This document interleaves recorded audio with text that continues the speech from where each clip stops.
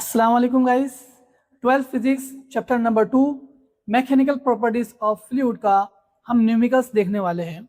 तो first numerical है, जो क्वेश्चन है हमारा वो ये है कि एक स्टील बॉल, एक लोहे का हम कुर्रा मान ले, एक लोहे का बॉल मान ले, स्टील बॉल, वो ग्लिसरीन में गिर रहा है।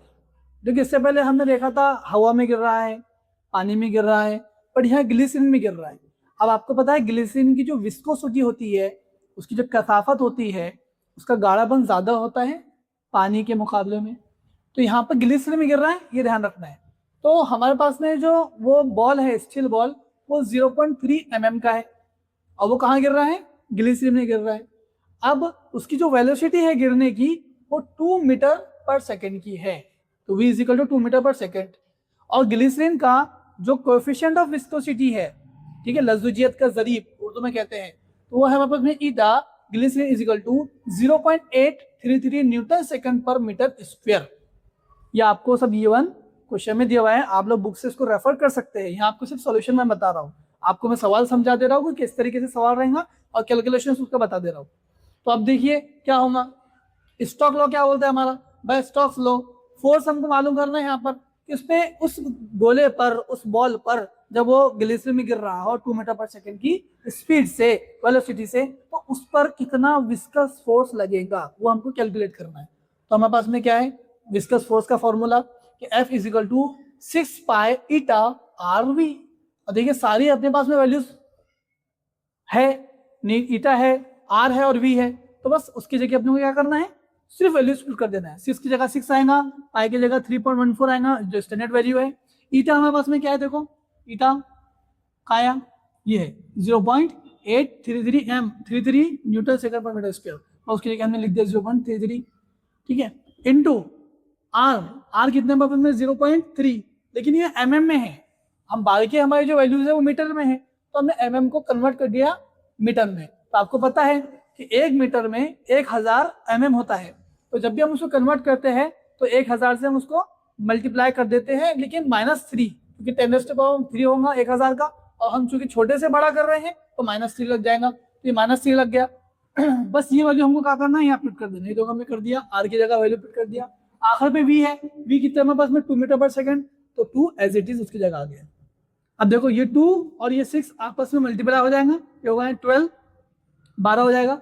3.14 एज इट इज रहेगा। अब 0.833 और 0.3 ये दोनों को मल्टीप्लाई कर दो, क्योंकि ये वैल्यू हमको बार बार सताने वाली है, इसलिए एक बार इसको वैल्यू को साथ में कर दो और 10⁻³ को साइड में कर दो। तो हम जब ये दोनों वैल्यू को रखेंगे यहाँ पर और दोनों की हम मल्टीप्लाई करेंगे तो हमारे पास में आ जाएगा 0.2499। और अगर 12 को हम इस 3.14 से मल्टीप्लाई करेंगे तो अब देखो 12 या 36 होता है और ये 14 है, तो ये अप्रोक्सीमेट 37.068 आता है, यानी 37.68 आता है। और इसकी वैल्यू हमको मैंने बता दिया कि 0.2499 इंटू, अभी 10⁻³ एज इट इज नीचे उतर गया। अब ये दोनों क्या मल्टीप्लाई करेंगे, आप घर पे जाके सॉल्व कर सकते हैं, नो प्रॉब्लम, ठीक है। तो 9.416 इंटू 10⁻³ न्यूटन होता है, और अप्रोक्सीमेट हम इसको 9.42 भी कह सकते हैं, तो कंफ्यूज होने का नहीं। अब रहा इसके जो यूनिट्स है, उस यूनिट को मल्टीप्लाई करना। देखो यहाँ पर यूनिट क्या है हमारे पास में? मीटर है, इधर भी मीटर है और इधर भी, लेकिन इधर का जो मीटर है वो कहाँ है? अपॉन में है, बटे में है। ओके, तो ये मीटर और ये मीटर क्या हो जाएगा? मीटर स्क्वायर हो जाएगा। अब ये मीटर स्क्वायर ऊपर है और नीचे मीटर स्क्वायर भी है, तो ये मीटर स्क्वायर और वो मीटर स्क्वायर कैंसिल हो जाएगा। चलो आ जाओ। अब बस यहाँ सेकेंड है, तो यहाँ पर भी सेकेंड है। अब यहाँ सेकेंड बटे में है, यहाँ सेकेंड ऊपर है, तो सेकेंड से सेकेंड कैंसिल हो जाएगा। बचा क्या? सिर्फ हमारे पास बचा न्यूटन। तो हमारे पास में जो यूनिट आएगा क्या आएगा? न्यूटन का आएगा। और हमेशा याद रखना, इतना सब झमेला नहीं भी करना है, तो आपको मालूम है फोर्स हमेशा न्यूटन में ही हम गिनते हैं, तो ये ना करते हुए डायरेक्ट फोर्स के हम क्या लिख देंगे? न्यूटन लिख देंगे। इतना सब आपको समझने की भी और लिखने की भी जरूरत नहीं है। चलिए, तो सेकेंड हमारे पास में एक न्यूमेरिकल है। इस न्यूमेरिकल के अंदर कहा गया है कि एक नली है जिसका जो डायमीटर है, एक साइड का डायमीटर उत्तर, वो है 10 सेंटीमीटर। ये लिखा है मैंने, 10 सेंटीमीटर इसका डायमीटर है।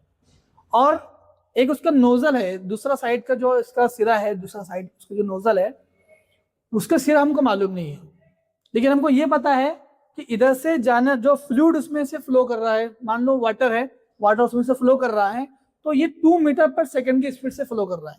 लेकिन जब उस नोजल पे पहुंच रहा है, उस नोजल पे उसकी स्पीड डबल हो जा रही है और ये 4 मीटर पर सेकेंड। समझ में आ रहा है आपके? भाई 2 मीटर पर सेकेंड से पानी इधर से जा रहा है और जब निकल रहा है तो 4 मीटर पर सेकेंड से निकल रहा है, यानी उसकी स्पीड, उसकी वेलोसिटी में क्या हो जा रहा है, इजाफा हो जा रहा है, वो बढ़ जा रहा है।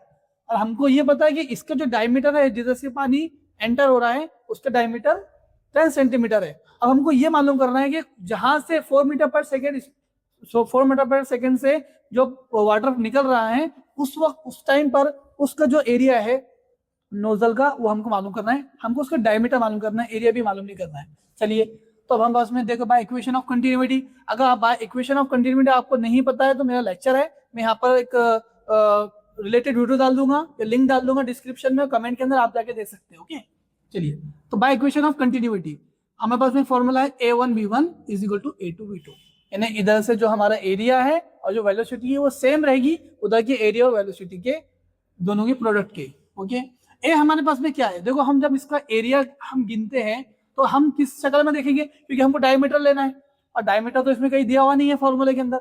हम ए को लिख सकते हैं 4 π/4d², ये फॉर्मूला है, स्टैंडर्ड फॉर्मूला है एरिया का। तो हमने लिया π/4d² एज इट इज यहाँ रख दिया, जहां पर ए था A1 A2 वहां पर हमने एज इट इज रख दिया π/4। अब A1 था तो D1 का स्क्वायर, ठीक है, V1 एज इट इज उसकी जगह आया, A2 π/4d² का स्क्वायर, क्योंकि A2 था तो D2 लिख दिया और V2 एज इट इज उसकी जगह आ गया। अब देखो इसमें से क्या कैंसिल होता, आपको मतलब π/4 कैंसिल हो जाएगा, क्या बचेगा D1 का स्क्वायर V1, D2 का स्क्वायर V2। अभी हमारे पास में क्या आ गई, ये वो वैल्यूज आ गई जो हमारे पास में लिखी हुई है एक्सेप्ट D2 का स्क्वायर। बस D2 का स्क्वायर हमको पता नहीं है, बाकी सब पता है।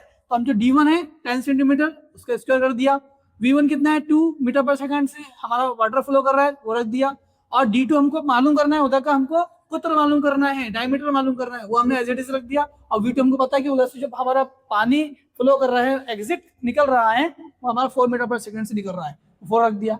अभी 4 को नीचे लेके आ जाओ, ये 10 का स्क्वायर 100 हो जाएगा, 2/4 हो जाएगा, 2 से 4 कटेगा तो हमें बचेगा 2, तो 100/2 कितना होता है, 100/2 होता है 50। और हमारे पास में 50 जो आई है वैल्यू, ये D स्क्वायर की आई है, हमको तो सिर्फ D चाहिए, तो हम क्या कर देंगे उसको under root. This is the answer. तो आई होप आपको अच्छे से समझ में आया हो। नेक्स्ट अपने पास में एक न्यूमेरिकल है, ये थोड़ा ट्रिकी क्वेश्चन है, ये वो ट्रिकी क्वेश्चन है, इसको अच्छे से समझना, ठीक है, मैं अच्छे से एक्सप्लेन करता आप लोगों को, समझ लेना। देखिए सवाल ही कह रहा है कि एक बबल है, बबल जो बुलबुल होता है ना पानी का, वाटर बबल, वो है पानी के अंदर। कहाँ है, पानी के अंदर, और उसका जो रेडियस है वो 0.2 mm है। अब उस 0.2 mm को हमको मीटर में कन्वर्ट करना है, तो हम क्या करेंगे उसको एज इट इज, जैसे हमने वहां किया था इधर किया था हमने, 0.2 × 10⁻³ क्योंकि 1000 से हम लोग मल्टीप्लाई करना होता है, उसमें माइनस लगाना होता है, तो -3 मीटर। अभी 0.2 थोड़ा सा कैलकुलेट करने में हमको प्रॉब्लम देगा, तो 0.2 को हम 2 तो बना सकते हैं ना, बना सकते हैं। अगर हम उसको 10 से ज़रब कर दें तो हम 2 बना सकते हैं। अब छोटे से बड़ा कर रहे हैं हम लोग, तो क्या हो जाएगा 2 × 10⁻⁻1।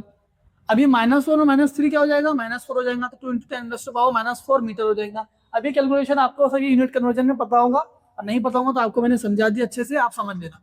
बस ये 0.2 mm की जो वैल्यू रहेंगी कन्वर्ट करने के बाद वो रहेंगी 2 × 10⁻⁻4 मीटर। तो ये हमको वैल्यू पुट करना है, और हमको सरफेस टेंशन दिया गया है वाटर का, वह है 7.2 × 10⁻² न्यूटन पर मीटर। और हमको कहा कि गेज प्रेशर मालूम करो, क्या मालूम करो, गेज प्रेशर मालूम करो। यानी एक वाटर बबल है पानी के अंदर जिसका रेडियस इतना है, और पानी का जो सरफेस टेंशन है, जो सतही तनाव होता है, वो इतना है। अब उसका गेज प्रेशर मालूम करो। तो आपने जो आपके नोट्स में दिया हुआ है एक फॉर्मूला है 2T/R, ये गेज प्रेशर का फॉर्मूला है, P - P2 2T/R। आप बोलेंगे सर नहीं ना, 4T/R होता है, क्योंकि जो 2T/R है ये हमारे लिए, ये ड्रॉप के लिए है, ड्रॉप का फॉर्मूला है कि जब ड्रॉप होता है, वाटर ड्रॉप होता है तो 2T/R होता है।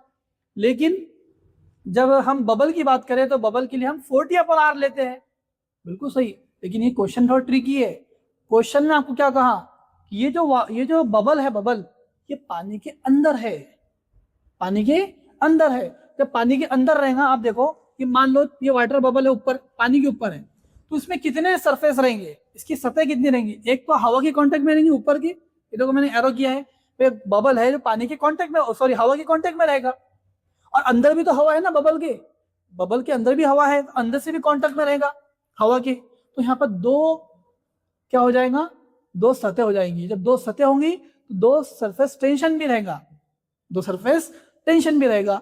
लेकिन जब वो बबल पानी के अंदर चले जा रहा है, तो जो अंदर हवा है उस बबल के, वो तो कांटेक्ट में रहेगा, तो उसका एक सरफेस रहेगा, सरफेस टेंशन रहेगा। लेकिन जो पानी ऊपर से आ गया है, वो तो पानी के कांटेक्ट में आ गया है ना, उसकी जो सतह है ऊपर की, जो ऊपर का जो सरफेस है वो पानी के कांटेक्ट में आ गया है। अब पानी के कांटेक्ट में आ गया तो वो सतह हम गिनेंगे क्या? नहीं गिनेंगे। यहाँ पर एक ही सरफेस होगा, वो होगा सिर्फ अंदर का। मतलब ये जो बबल है इसके अंदर जो है वो अंदर के को सरफेस ले सकते हैं, बाहर का नहीं लेंगे, क्योंकि बाहर वो पानी के कांटेक्ट में आ गया है, वाटर के कांटेक्ट में आ गया है। इसलिए हम यहाँ दिया है बबल, लेकिन 40/r नहीं लेंगे, हम 2t/r ही लेंगे। ये बात ध्यान में रख लो। ट्रिकी क्वेश्चन है, छोटा क्वेश्चन है, 2 मार्क्स के लिए एग्जाम में आपको पूछा गया है, लेकिन फिर भी आप समझ लो कि यहाँ पर बबल दिया हुआ है, ट्रिकी क्वेश्चन है कि पानी के अंदर डाल दिया गया, और वो बबल का जो फॉर्मूला है वो 40/r नहीं बल्कि 2t/r लगेगा। तो P - P0 2t/r होता है। P - P0 क्या होता है? ये गेज प्रेशर होता है, nothing but the gauge pressure. ठीक है, ये एज इट इज यहाँ पर आएगा। 2 अपनी जगह, T कितना है अपने पास? 7.2 × 10⁻², एज इट इज रख दिया हमने। बटे में कितना अपने पास में, अपॉन में r है तो r रख दिया, 2 × r कितना है? 2 × 10⁻⁴। अब देखो ये 4 है, ये 2 है, तो 10 की पावर है, तो 4 से 2 कट गया, बचा 2, माइनस था तो माइनस भी आया। अभी 10⁻⁻² है, इसको जो ऊपर लेकर जाएंगे तो आपको पता है जब नीचे की चीज ऊपर जाती है तो उसकी पावर में पावर माइनस में लग जाता है, यानी प्लस है तो माइनस हो जाता है और माइनस है तो प्लस हो जाता है। बताओ ये 10 की पावर कितना है, 10 की पावर कितना है? -2 है ना, 4 तो कट गया, 2 बचा, तो -10 की पावर -2 है, ये ऊपर जाएगा तो 10 की पावर कितना हो जाएगा? 2 हो जाएगा। बस ये लिख दिया हमने, 10 की पावर 2 ऊपर जाने के बाद, और 2 से 2 बच गया, 7.2 एज इट इज बच गया। तो हमारे पास में जो गेज प्रेशर है P - P0 या P0 भी बोलते हैं इसको, 7.2 × 10⁻², Nm/m²। This is the final answer.